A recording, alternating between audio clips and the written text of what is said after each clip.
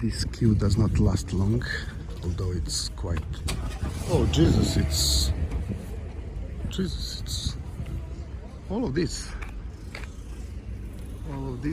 So ends there and starts practically there. I was quite an optimist, and the lady told me that it goes quickly, so 15 minutes wait. I'm not really sure that she was telling me the truth, the whole truth and nothing but the truth. Let's see, there are at least 100 people in this queue. I believe this building is the building of the main tax administration office of Serbia. Not really sure, never been there. But I know it's in this street. Okay, let's see. Let me see if I have some Peugeot. Yeah, the Peugeot. Shall I tell you the story about Baja? Well, Baja means, well, a real male, let's say. A real male, I mean macho male. Not really macho, but yeah. So real male. And there is a guy called Baja Živanić, the owner of Verano Motors, practically, who had and still has the license to sell Peugeot cars in Serbia. An interesting character, definitely.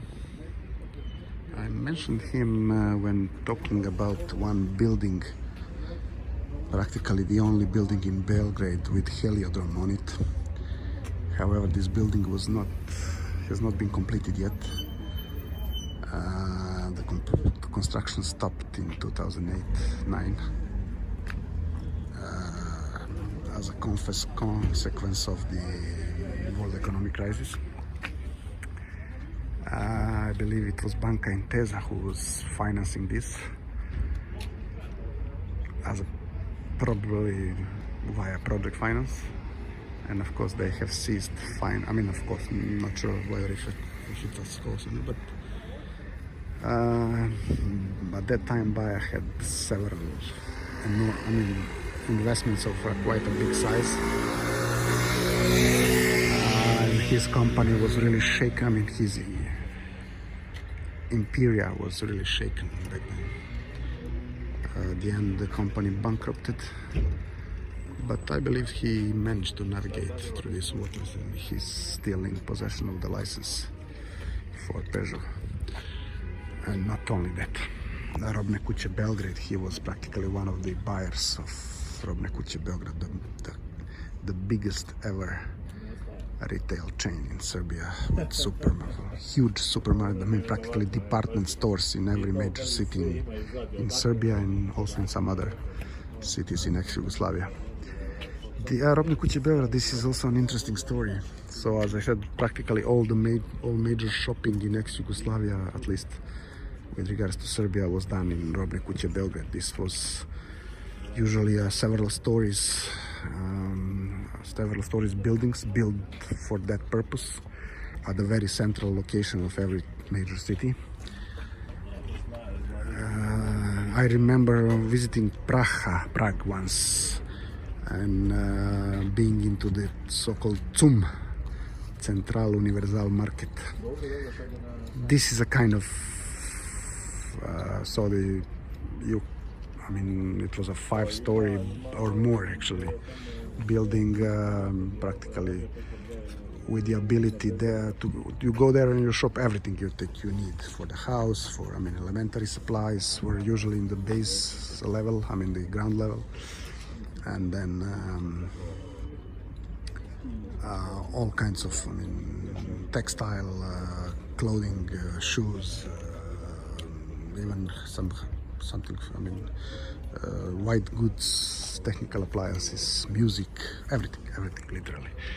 My first tennis racket I also bought there at Robne Kuce Belgrade. And then all of a sudden practically the whole company was destroyed in one day. by the decision back then of Slobodan Milosevic. During the hyperinflation in '93, we had one of the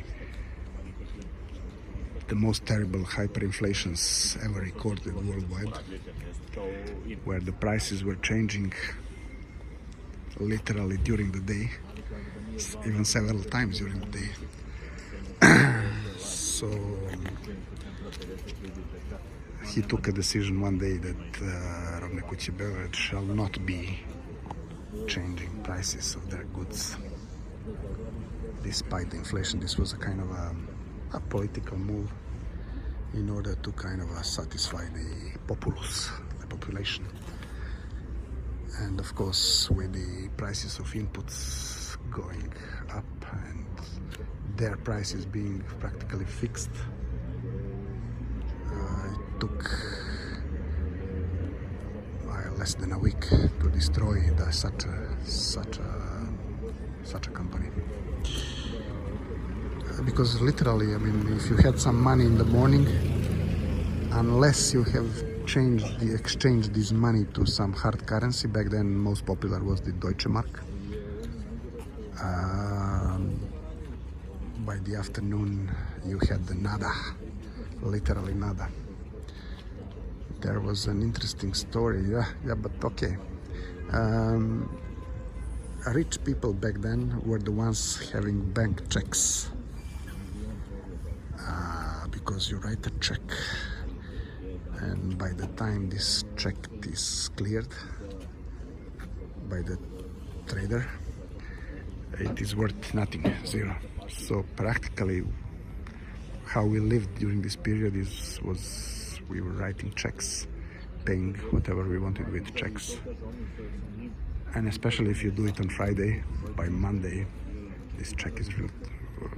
Anyhow, I mean, the base salary was then something, I mean, you would not believe, but it was something like 10 Deutsche Marks monthly salary. And if you do not collect it and exchange to Deutsche Marks at the very moment you receive it, it was worth nothing. How we survived? Well, most of us had some steck, as we say, so some savings. Although these savings, the ones that were keeping these savings with the banks, this was frozen, so there was no ability to pick it up. I mean, this happened even before this hyperinflation.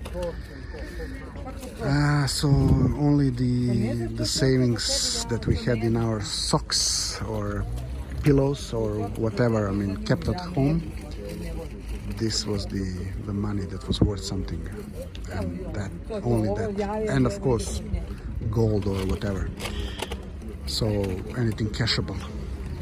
And that's how we survived. I mean, the hyperinflation as such lasted for a couple of months until January '94, but the inflation, I mean the high inflation, also lasted, I mean, practically for a few years. Back then I was a student, and luckily I had a chance to be fed with the student restaurants. This was enormously cheap, practically nothing. So I was also, my accommodation was the student hostel, which was also the expense for that was close to zero. And okay, we survived somehow.